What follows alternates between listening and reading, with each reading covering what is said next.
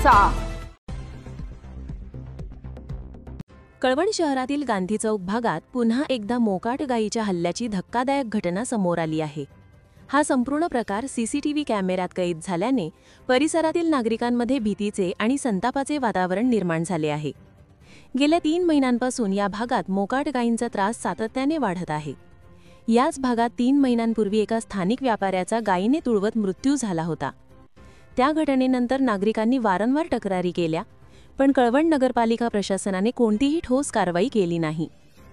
आज घडलेल्या नव्या घटनेनं मात्र प्रशासनाची निष्क्रियता उघड केली आहे। मोटारसायकलवरून जात असलेल्या एका व्यक्तीवर आणि त्याच्या लहान बालकावर गायीने अचानक हल्ला केला। सुदैवाने तत्परतेने मदतीला धावून आलेल्या स्थानिक नागरिकांमुळे दोघांचा जीव वाचला। घटनेचा व्हिडिओ सोशल मीडियावर झपाट्याने व्हायरल होत असून नागरिकांचा संताप अधिकच वाढला आहे।